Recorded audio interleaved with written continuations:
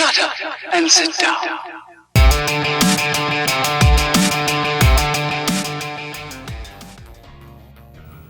Well, this is Unit 9, Episode 5.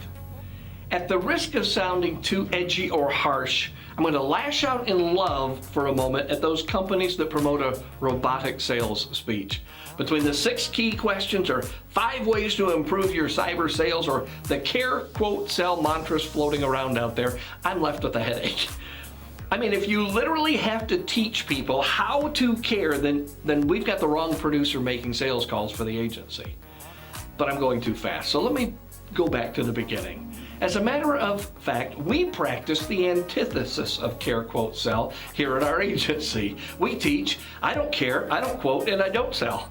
Now, I know that sounds a little gimmicky, but please let me explain what I mean. First, care.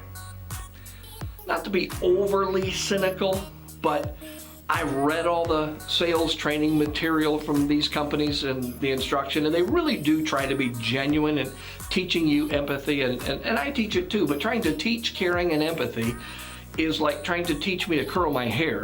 It's not gonna work. So I know this sounds overly cynical, but I don't care, at least the way most companies are teaching producers to care. We don't teach people to sound like you care. We teach people to honestly care, and there's a huge difference there. I was challenged in junior high school. I swear to you, I could not comprehend anything I read, silently or aloud. My comprehension scores were off the charts, and I don't mean in a good way. I also had a speech impediment. I could not say my ows or my s's. I was a hot mess. Nobody cared enough to identify in elementary school, but when I hit junior high, I couldn't stay eligible to play soccer and basketball. It became an issue. So, may I show you a picture of true caring? Mrs. Chambers, the school librarian, doubled as a tutor for troubled students in our school. She was as old as dirt. One Monday, I was called down to the library where 72-year-old Mrs. Chambers held court. She was a tough old bird. She said, "Bartlett, they tell me that you can't understand what you're reading. Is that true?" I said, "Yes, ma'am, that's true."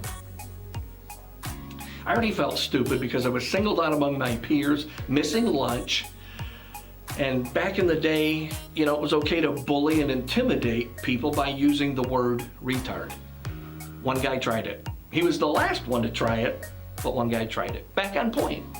Mrs. Chambers looked me in the eye one day and she said, "Bartlett, you're a smart boy and we're going to fix you." I guess she didn't know my first name was Mark. She never did use it. Not once. But that first day, we just talked. She asked me questions, lots of questions, and I didn't feel like I was getting worked over, hustled, or sold at all. She said, "What do you like? What are your hobbies? What are your interests? Do you like the Tigers, the Detroit Lions, the Bible?" We talked for about 10 minutes. She sent me back to the lunchroom.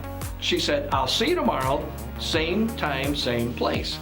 Next day I showed up and there's Mrs. Chambers with a copy of the Detroit Free Press in her hand, but only the sports section. She threw it down in front of me and she said, "Read this." I said, "Is there going to be a test on this later?" She said, "No.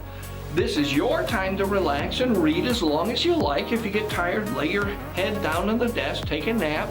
When the bell rings in 50 minutes, join your classmates in your next class." I'm thinking, this isn't so bad. I get to eat my lunch alone, read the paper. So I began reading the box scores. Joe Falls, great Detroit columnist, had an article about the Tigers from the night before, and I read every page of that 12-page paper about every sport, everything. And listen, there's a lot in there. Next day I show up, and there's Mrs. Chambers, fresh newspaper in hand. She throws down the sports page in front of me, identical instruction, and she takes off for an hour. I never did know where she was going. I'm thinking, wow, what's going on today? I opened that paper, and I began to read with interest for all 50 minutes. Soon, within a few weeks, I'm memorizing box scores and batting averages by accident. I could name every player on every team, not just the Tigers. I could tell you the top 10 home run, ERA, RBI, steals, and strikeout leaders. Within a short time, I'm not reading casually or just with interest. Now I'm reading with enthusiasm and intent. And after 3 weeks, I am inhaling this stuff. I can't get enough. However, being a statistical savant was not going to improve my English grade. So, only 3 weeks in, Mrs. Chambers introduced a book, The Adventures of Huckleberry Finn. I tried to read it before, but I didn't know how to read with intent, only with interest. My raw, untested enthusiasm would be tested on the basis of a sustainable success, and I was wildly successful. I couldn't put the book down. And only 3 days later, when I finished Huck Finn, I started Tom Sawyer, and then she introduced a book of the Bible. And it had been like reading Latin before, but now it's all coming to life. What I found out was all I needed was to become interested to better understand. I learned how to read from the sports pages. Now that's what caring looks like. But may I show you how caring feels? I can still see Mrs. Chambers throwing that paper down in front of me for weeks and months. She labored to get into my soul, and she did. She taught me how to read. Some days she would help me in sounding out words, and some days she would just leave me alone. I loved her for that. I remember it like it was yesterday. One Friday she said, "Bartlett, I won't be here next Monday, but you just keep coming till I get back. Pick out anything that interests you and read it." And with a smile she said, "There will be a test on this one day. See you later, boy." She wasn't there on Monday or Tuesday or all the way to Friday. I was left to myself and loving it.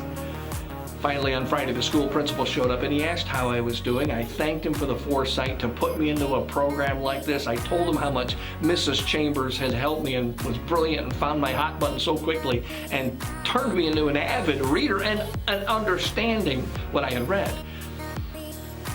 I said, "I can't wait for her to come back. We're supposed to start working on math." And he stopped me. And he said, "Mark, Mrs. Chambers won't be coming back." It had been 3 months. Mrs. Chambers had not missed a day. I never knew where she went after spending those first few moments of class with me. I found out that she had been going to the doctor's office. Weeks later, I found out she only stayed employed at the school just long enough to invest in me and then head out to receive another cancer treatment. At 72, almost the day she began working with a young 12-year-old boy, she had been diagnosed with cancer. And only 3 months later, on that Friday meeting with that principal, he revealed to me that she had passed. She cared enough about a 12-year-old boy to spend her last days investing in him. I will never let her down. I will always try my best to care for and love people the way that she did. What a testimony. I don't think I ever thanked her adequately. But students, this is what caring feels like. There are no key questions here, no listening for dogs barking in the background so you can talk about dogs or the weather. Okay, maybe sometimes if you have to when there's just nothing else going on. But just listen, and if you have a genuine connection, then connect. Did you know that the words silent and listen share the same letters? That's no coincidence. If you don't have a connection, don't fake it till you make it. That's corny. Be authentic. Speak from a heart of empathy or concern or connection or even criticism, but don't look for the care counter to serve up a portion of pretense. Care on your own, in your own way, in your own time, or it will sound like you're putting on an act. Customers are not stupid. They see right through it. Throw down the hypothetical sports page and see what they do. Now, obviously, that's not going to interest everybody. But find the right bait and cast your rod.